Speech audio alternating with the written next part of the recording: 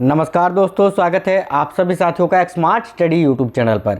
आज इस वीडियो में बहुत ही इंपॉर्टेंट क्वेश्चंस करेंगे एसएससी एमटीएस हवलदार 2023 के एग्ज़ाम के लिए।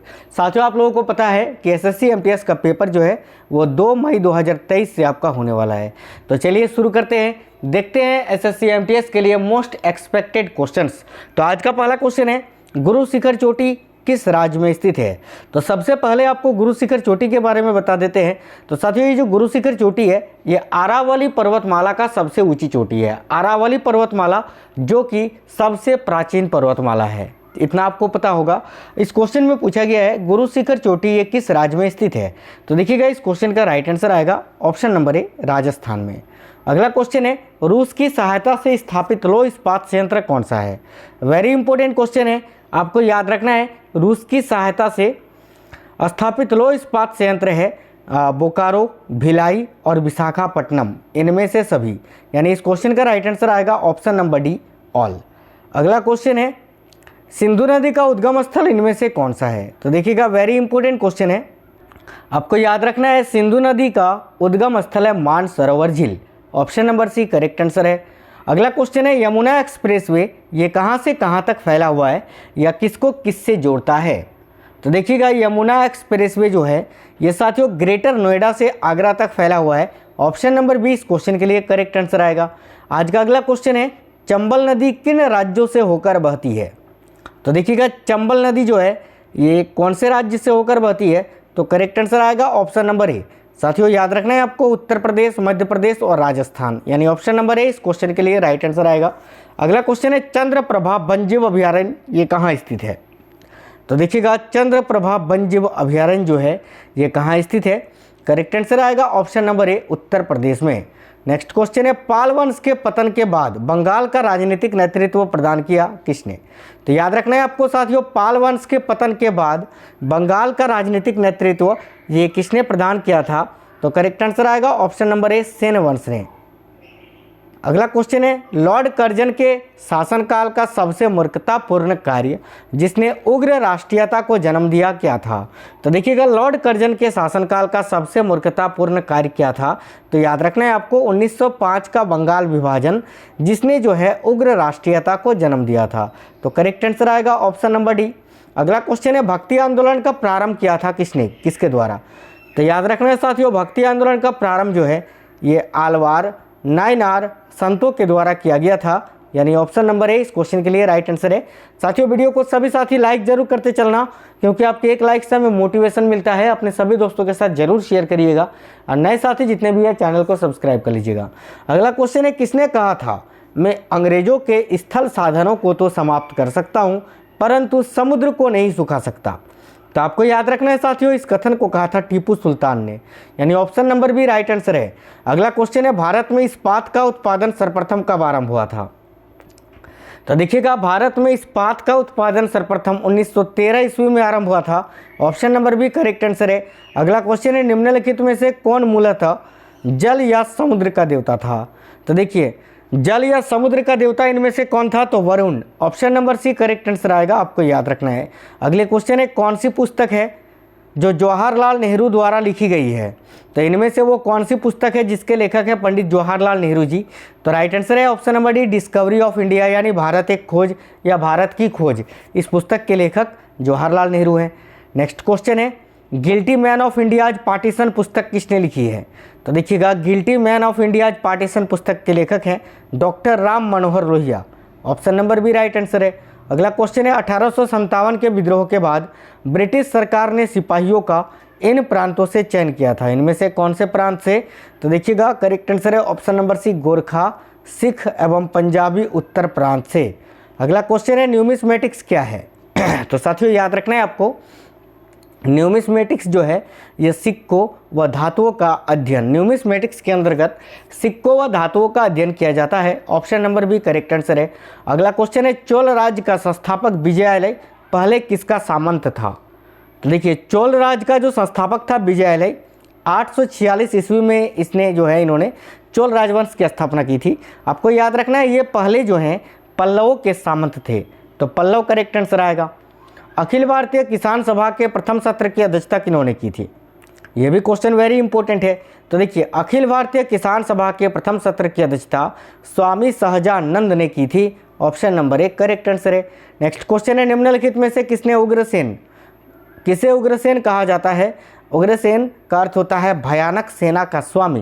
तो आपको याद रखना है साथियों महापद नंद को, यानी ऑप्शन नंबर 1 करेक्ट आंसर आएगा। अगला क्वेश्चन है, अभिनव भारत नामक अंग्रेज विरोधी संगठन की स्थापना किसने की थी? तो देखिएगा अभिनव भारत नामक अंग्रेज विरोधी संगठन की स्थापना की थी बी.डी. सावरकर जी ने। बी.डी. सावरकर अर्थात विनायक दामोदर सावरकर जी ने। अगला क्वेश्चन है, स्मिथ ने अकबर के किस अभियान को ऐतिहासिक दूरगामी अभियान कहा है? तो देखिएगा स्मिथ ने अकबर के किस अभियान को ऐतिहासिक दूरगामी अभियान कहा है? तो करेक्ट आंसर है साथियों गुजरात अभियान को। अगला क्वेश्चन है, भारत में गर्म दलिया आंदोलन का पिता किसे कहा जाता है? तो देखिए भारत में गर्म दलिया आंदोलन का पिता बाल गंगाधर तिलक जी को कहा जाता है, यानी option number D correct answer आएगा। अगला क्वेश्चन है, अंग्रेजी शासनकाल में भारत का कौन सा क्षेत्र अफीम उत्पादन के लिए प्रसिद्ध था? तो देखिए अंग्रेजी शासनकाल में भारत का जो बिहार क्षेत्र था ये अफीम उत्पादन के लिए फेमस था। नेक्स्ट क्वेश्चन है, सती प्रथा का उल्लेख कहाँ से मिलता है? साथियों ये क्वेश्चन बहुत ज़्यादा बार पूछा गया है और आगे भी पूछा जाएगा, तो याद रखना है एरन अभिलेख से। Option number C correct answer है। नेक्स्ट क्वेश्चन है, गौतम बुद्ध द्वारा भिक्षुणी संघ की स्थापना कहाँ की गई थी? तो देखिएगा गौतम बुद्ध के द्वारा भिक्षुणी संघ की स्थापना जो है ये कपिल वस्तु में की गई थी, यानी option number B right answer है। अगला क्वेश्चन है, वर्ष 1925 ईस्वी में मद्रास में आत्मसम्मान आंदोलन चलाने वाले ई.वी. रामास्वामी नायकर का लोकप्रिय नाम क्या है? तो साथियों वर्ष 1925 में मद्रास में आत्मसम्मान आंदोलन चलाने वाले ई.वी. रामास्वामी नायकर का लोकप्रिय नाम है पेरियार। तो ऑप्शन नंबर 1 करेक्ट आंसर आएगा, पेरियार या महान आत्मा भी इनको कहा जाता था। अगला क्वेश्चन है, अंग्रेज घुसपैठियों ने भारत के करधे को तोड़ डाला और चरखे को नष्ट कर दिया, यह कथन किसका है? तो देखिएगा ये कथन है साथियों कार्ल मार्क्स का, यानी राइट आंसर आएगा ऑप्शन नंबर डी। अगला क्वेश्चन है, किसने सुल्तान काल में प्रचलित डाक व्यवस्था का विस्तृत विवरण दिया? तो याद रखना है आपको सुल्तान काल में प्रचलित डाक व्यवस्था का विस्तृत विवरण दिया था इब्न बतूता ने। तो राइट आंसर आएगा option number C Ibn Battuta. Next question है, देखिएगा अहमदाबाद की स्थापना किसने की थी? तो साथियों आपको याद रखना है, देखिएगा अहमदाबाद की स्थापना किसने की थी? तो देखिए इस क्वेश्चन के लिए आपका राइट आंसर अभी क्या हो जाएगा? सभी साथियों को याद रखना है अहमद शाह प्रथम ने, इन्होंने अहमदाबाद की स्थापना की थी। अगला क्वेश्चन है, कुषाण काल में सबसे अधिक विकास किस क्षेत्र में हुआ? तो देखिएगा कुषाण काल में सबसे अधिक विकास जो है वो वास्तुकला के क्षेत्र में हुआ था, यानी ऑप्शन नंबर डी वास्तुकला इस क्वेश्चन का राइट आंसर है। अगला क्वेश्चन है, जागीरदारी संकट सर्वप्रथम किस मुगल बादशाह के शासनकाल में उत्पन्न हुई? तो आपको याद रखना है जागीरदारी संकट सर्वप्रथम जो है किस मुगल बादशाह के शासनकाल में उत्पन्न हुई थी? तो औरंगजेब के समय में। अगला क्वेश्चन है, अल हिलाल एवं अल बलग जनरल के संपादक कौन थे? तो देखिए अल हिलाल एवं अल बलग जनरल के संपादक थे अबुल कलाम आज़ाद, यानी ऑप्शन नंबर सी इस क्वेश्चन के लिए राइट आंसर है। अगला क्वेश्चन है, किस शासक ने अवंती को जीतकर मगध का हिस्सा बना दिया था? तो देखिए किस शासक ने अवंती को जीतकर मगध का हिस्सा बनाया था? तो साथियों शिशुनाग ने। राइट आंसर है ऑप्शन नंबर सी शिशुनाग। अगला क्वेश्चन है, किस इतिहासकार ने लिखा कि तथाकथित प्रथम राष्ट्रीय स्वतंत्रता संग्राम ना तो प्रथम न ही राष्ट्रीय और ना ही स्वतंत्रता संग्राम था? तो देखिएगा इस क्वेश्चन का करेक्ट आंसर अभी क्या हो जाएगा? तो सभी साथियों को याद रखना है साथियों आर.सी. मजूमदार ने। अगला क्वेश्चन है, सामान्यतः 5 वर्ष की समाप्ति के पहले लोकसभा को निम्नलिखित में से किसके द्वारा विघटित किया जा सकता है? तो देखिए 5 वर्ष की समाप्ति से पहले लोकसभा को प्रधानमंत्री की संस्तुति से राष्ट्रपति के द्वारा जो है वो विघटित किया जा सकता है या भंग किया जा सकता है। नेक्स्ट क्वेश्चन है, संसद के कितने सत्र होते हैं? तो देखिए संसद के कितने सत्र होते हैं? तो साथियों बजट सत्र, मानसून सत्र और शीतकालीन सत्र, उपयुक्त सभी सत्र, ये सभी सत्र संसद में होते हैं। तो राइट आंसर है option number D. Next question है, केंद्र सरकार का व्यय को नियंत्रित करने की शक्ति किसमें निहित है? तो याद रखना है आपको केंद्र सरकार का जो व्यय है और उसको नियंत्रित करने की शक्ति जो है वह नियंत्रक और महालेखा परीक्षक में है। तो ऑप्शन नंबर सी इस क्वेश्चन का राइट आंसर आएगा। अगला क्वेश्चन है, भारत के महान्यायवादी की नियुक्ति से संबंधित अनुच्छेद कौन सा है? तो साथियों देखिए भारत के महान्यायवादी की नियुक्ति जो है ये अनुच्छेद 76 में इसका प्रावधान किया गया है। तो राइट आंसर आएगा ऑप्शन नंबर सी आर्टिकल 76 अनुच्छेद 76। अगला क्वेश्चन है भारतीय संविधान को कितने भागों में विभाजित किया गया है। तो देखिएगा भारतीय संविधान को मूल रूप से 22 भागों में विभाजित किया गया है।